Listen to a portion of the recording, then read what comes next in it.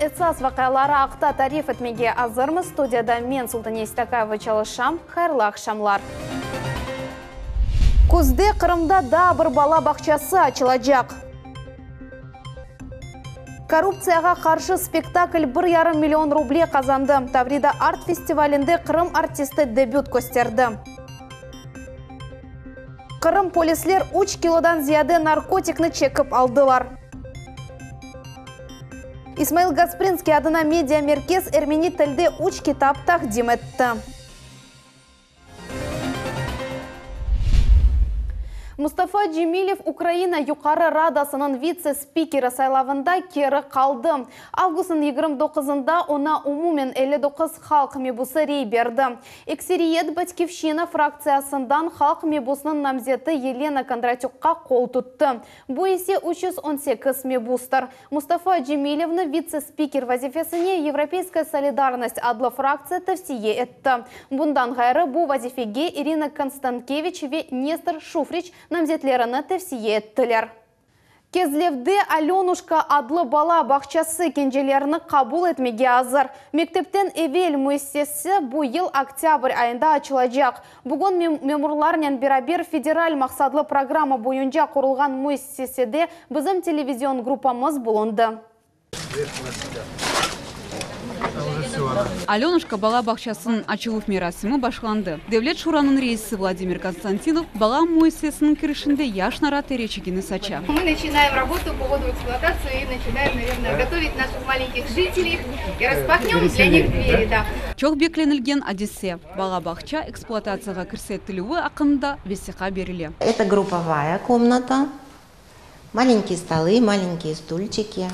Игровой уголок, предназначенный для детей. Екатерина Иванова уйкен тәрбиеджі. Айтаки, 80-нчі сенелері мұнда енді бала бақча бар еді. Оны 90-нчі сенелері қапаттылар. Бұл заман орталық веранелерінен толы еді. Енді олардың еріне яны бала бақшасы ерлеше. Здесь все новое, все светлое, все уютное, здесь все с душой. Бала бақчаның 2 қатлы бинасы 5 бөліктен ибарет. Мұнда керекли әршей бар. Ятақ, ойын ве спорт одалары, музыкаль заллар, беден имканлары сыныры олған балалар үшін пандуслар, ве көтережі механизмлер. Бала бақча енді бұл жылның октябрь айында açılacak. Мұнда 80-ден зияды кенже қатнайжақ. Объект построен качественно, объект построен в срок. Заведующий сегодня была вручена декларация на ввод объектов в эксплуатацию. В ближайшее время садик распахнет свои двери для маленьких патриотических деток. Кезлев бала бақчаларына тізілген небетлерде 2000-ден зияде бала тура. Қырым акимиеті үшін бұл суал мектептен евелки тәсілде әм бірінші жерде тұрғанлардан беридір. 2/3 пути мы примерно прошли, но еще остается большой кусок. И, конечно, за 5 лет уже и глава это анонсировал, я подтверждаю, что это консолидировано. Мы должны закрыть эту проблему. Қырымда мектептен евел ве оқуф муэссеселері 2014 сенеге планлаштырылған федераль мақсадлы программа черчевесінде açыла. Диляра Шевкетова, Руслан Минаев, Аким Бекиров, Милет үшін. Прокуратура Ахмеджетнің бала паркында бір аттракционны хафлы деп таныды. Тешкерев кетишатында бір эгленже машинада бузулар тапылды. Шымды о чалышмай. Уку корчалайыжы органлар оның техник талонаны чекіп алдылар. Хавсызлық не дәрежеде олғанына Мухаммед Зикиряев біле. Если нужно какие-то подшипники там поменять, то, соответственно, залезаем на стремянку с той стороны. Там уже производим, уже либо снимаем мотор, либо редукторы. Смазываем кабины, вот здесь вот производим. Вот здесь вот сверху, ну, такие сопла называются, дырочки. Это залазим сверху на кабину и качаем специально с пистолетом, масло смазываем, чтобы здесь вот не скрипело, и здесь. Бала паркның хадимы Тарас Быкадуров өз ишкуныны Курюв копчегінің көчіріжі бақувдан башлай. Механизмның болтларыны сықа, бұндан сон аттракцион тезже айлана. День проходит быстро, потому что работаешь с людьми, соответственно, набираешься опыта, следишь за людьми. Ну, чисто психология. Чисто для себя, как бы, это тоже полезно. 29 яшлы РКШ энді 6 елдан берлі Курюв көпчекте чалыша оның техник вазиетіні ве адамларының қапсызлығыны низарет әте.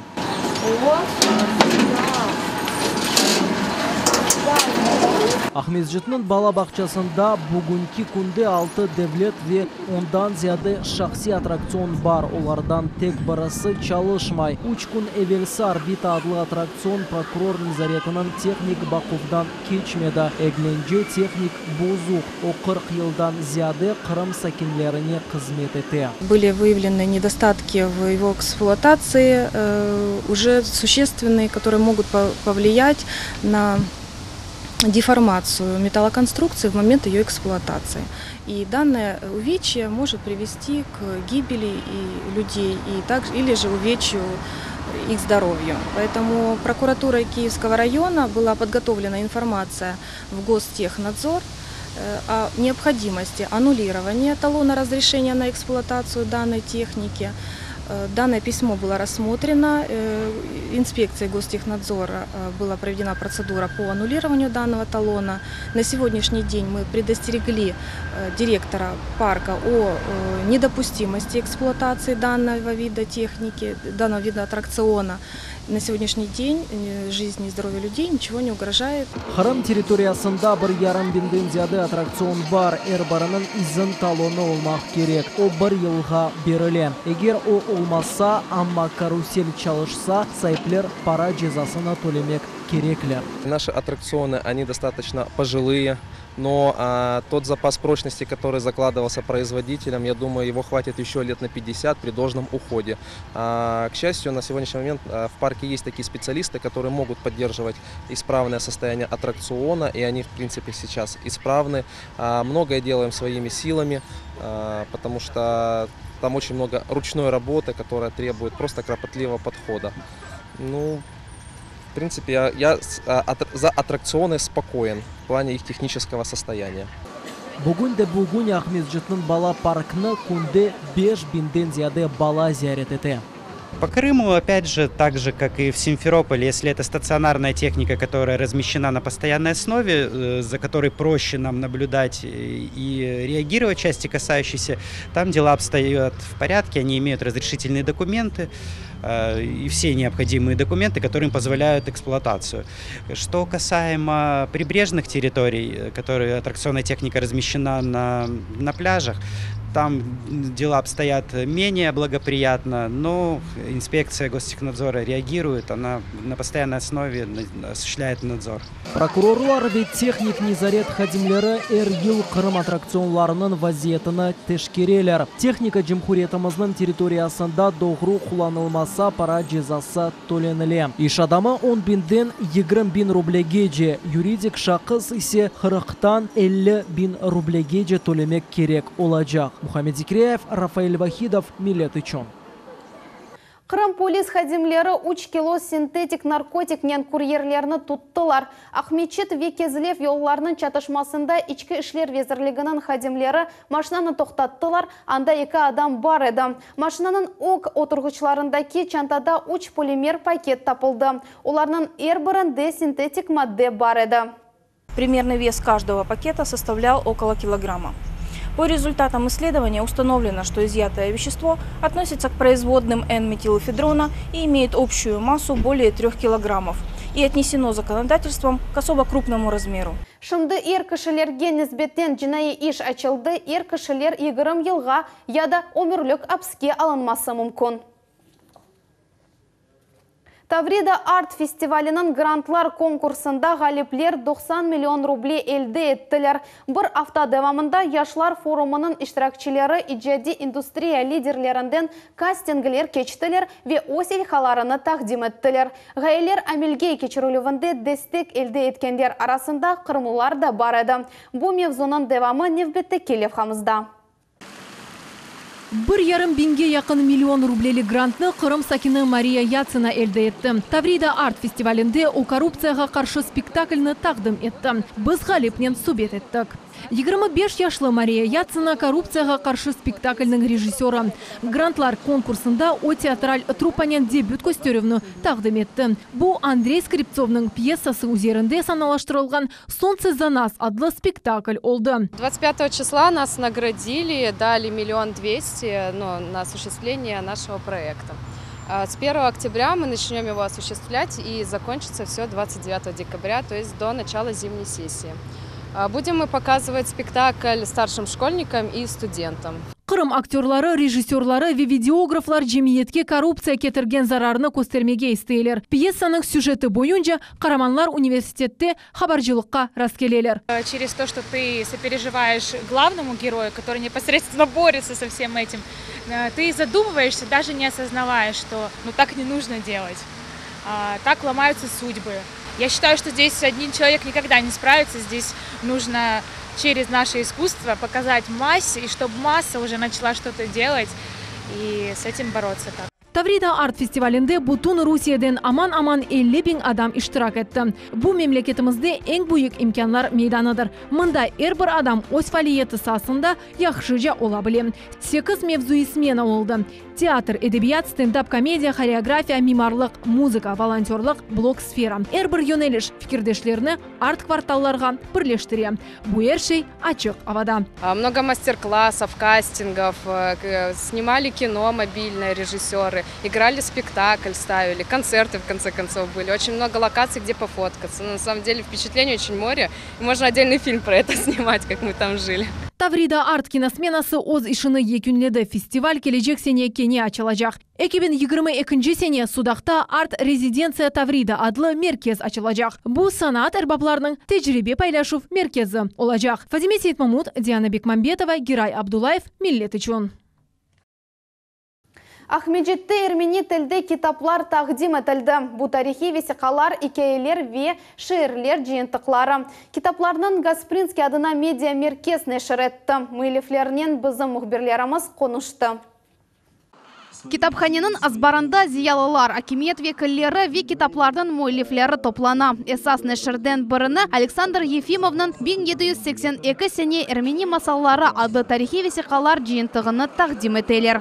То есть это тех армян, которые были переселены из Крыма в 1778-1779 году. В Ростове-на-Дону основали там 6 сел с крымскими названиями.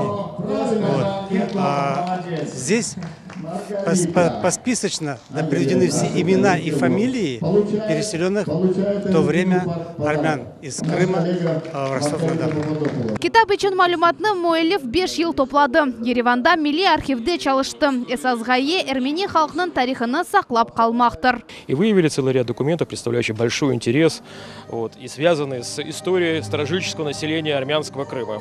Собственно, тогда мы договорились с руководством архива о копировании этих материалов и их издании. Да, екі жиынтық тақдим етіле. Бұл эрмени тілінде дірч етілген Рушан Пиласянның клочки памяти адлы икейлер, эссе ве мақалелері. Ве Михаил Петросянның после полудня адлы ширлер ве икметлі сөздер жиынтығы.